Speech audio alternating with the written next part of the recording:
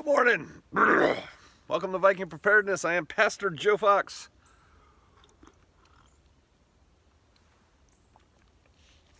Thanks, Kevin.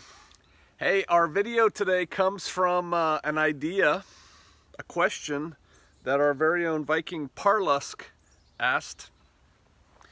And in a nutshell, I may not get his words exactly right, but basically he said something along the lines of, hey, look, I live out where all the hillbillies are.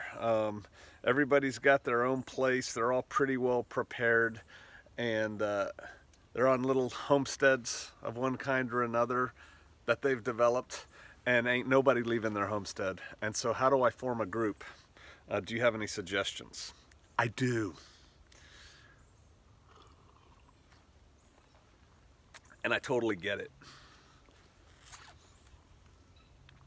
Why would anyone want to agree that when the pandemic flu comes to our county, I'm going to leave my little slice of heaven that I've poured my blood, sweat, and tears into with my garden and my critters and, you know, my own security systems that I've put up and all my stuff that I've invested in my entire life. Why would I want to leave that and come to your place and live in a little cabin at best, or your living room floor, or a tent outside at worst? You know, your garage or something. Why would I want to do that? Not going to happen. I get it. It's a real thing. It's a short-sighted view, and it's based on, in some ways, greed. Pride, yeah, I mean, I've seen it. We got it going on with the Shofarians to a degree. Did. That problem kind of solved itself, actually. So here's the deal. What can you do? First thing is education. Do not neglect those people as part of your group. Groups are circles within circles. And so you've got your tight circle, which for most people is you, your spouse, and your kid, you know, your below 18-year-old are still living in the house kids, right?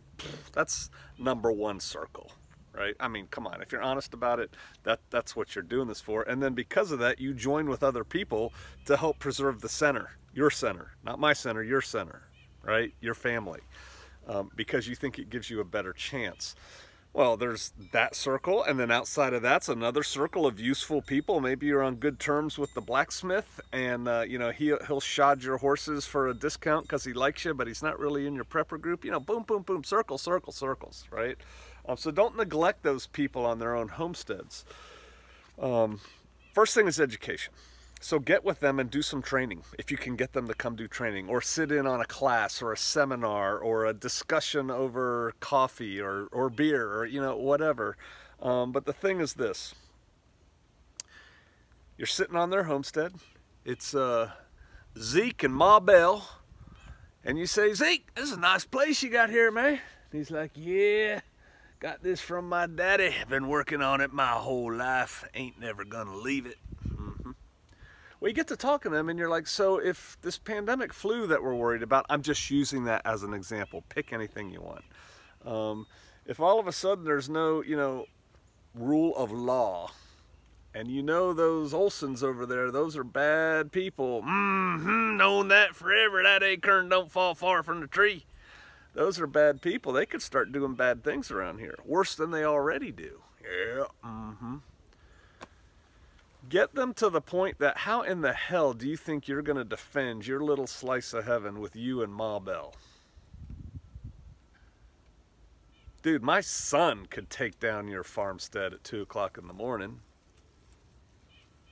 Of course, he's been trained by me. But isolated farmsteads, it's not the way to go. You're just going to get picked off one by one. I could get together with 6 buddies. Anybody could get together with 6 buddies, 3 pickup trucks, you know, whatever.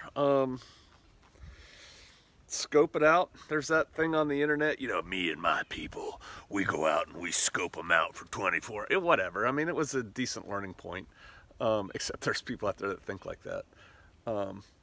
But the bottom line is you cannot do it alone. I don't care how much you've poured into your place. If it's just you and Ma Bell and there are bad people out there, you're in trouble. So we ought to get that realization going. If that doesn't work just in conversation, and you can get them to do tactical training, or you can find someone to provide it for you, start doing tactical training.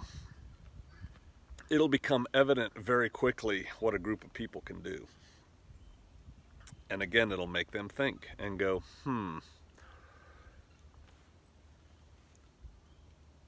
So you're still fighting against the, I want them to leave their place and come to my place. Or I want us all to leave our places and go to the Johnson's place, right? And you're gonna fight against that. A couple ways to look at that. One, try and win that battle. But if you don't, it may never come to that. You know what I mean? I mean, depending on where you live, there are no raging mobs out here, right? There's no raging mobs. Depending on where you live, you may never have to worry about roving gangs of bandits coming to your place. You might not. Then again, you might. Look in our history. There were many isolated homesteads out as we advanced west. Manifest destiny, baby! And so you got these little isolated homesteads, and day to day they had their own security measures. You know, a dog, the gun was kept loaded over top of the fireplace, the tomahawk sharp and ready to go, you know, da-da-da-da-da. But hey, there were times when the Indians would get a little uppity out there, and they'd all start getting together doing bad things. You know, did you hear they just burned 3 homesteads in the last 2 days, and they're coming this way? What did all the people do? They all picked up their stuff, their bug-out bags, and they collapsed on the fort. There was a fort in the area and let the army protect them, and they would all close in on the fort and hang out there until the troubles were over.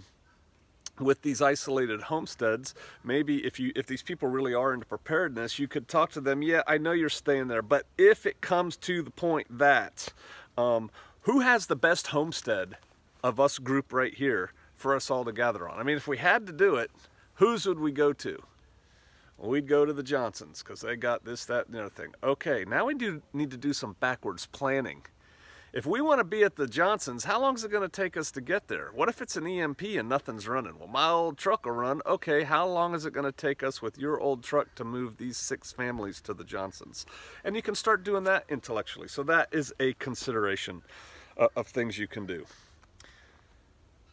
Another thing, keep them as friends. Keep them as allies. You hear those? You hear those alarm birds? The guineas, that's because my wife is coming down yon hill in the vehicle. I'm going to interrupt my train of thought here a little bit. Keep those other people who have their own perfect little homesteads, keep them close, because when the world goes into chaos, they may be okay, and you may be able to use resources that they have. And vice versa. You know, they've got the deep well, you've got the cattle. We can probably work something out. So that's a thing. Another thing you can do with those people is, again, continue to train, continue to do group activities, because you have this nucleus of a group of homesteader, prepper-minded people who are never going to leave their homestead. But you've got this cool nucleus, and that will attract other people. Maybe people who live in the apartment in the city, that's however far away the city is from where you are, they'll start coming to your prepper group meeting, events, whatever you're doing. And then the next thing you know, they realize, hey man, I live right across from the projects and it is untenable where I am. And they'll look at these homesteads, maybe your homestead, and say, hey, if things get hard, could we come out here to your place? Yeah, let's figure out how we're going to do that. See, so you've used this nucleus of squared away people to bring more people in. And who knows? Think about this. If you made friends, allies, acquaintances with all those isolated homesteads who were never going to leave their place, and yet you guys form this, whatever you want to call it, and start attracting those people, you could all end up with little villages on each homestead. And then you could have a regional thing going on where basically you're already forming your own kind of government. You know, you've got these little hubs, these little villages will develop around these homesteads, and you already get along with all of them. You already know how they all act and what their assets and detriments are. So that could be a good thing. So I would say don't just ignore those people. Use them to mutual benefit for them too. If you can get them together to do a quilting bee or a sorghum press or a honeybee class, or this is how we castrate bulls, or this is how we can, we're all going over there and canning their stuff. These are all good quality things that you want to consider doing. And so one, explain to them security. Just look at South Africa right now. It's horrible. They've got these little responding groups, and so their plan in South Africa, as I understand it, never been there. And they won't write me back. I don't know if they think I'm crazy or what. I've offered assistance a couple times. But they've got like these isolated farmsteads that have over-the-top security on them. And then they have like the alarm, like the Minuteman alarm thing on radio mostly, where they call for help, and then like the militia forms and comes to that farmstead. Couple things. One, I saw a horrifying video. They were hitting a farmstead or a house or something, and the dude had in his backpack an electric battery-powered jammer, like one of the assaulters, one of the bad guys coming in to take them down.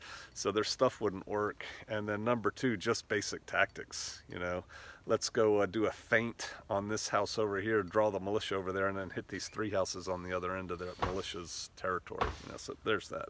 But I digress. Get with those people, start working with them, try to explain to them security implications and get them to think, yeah, we might have to leave here.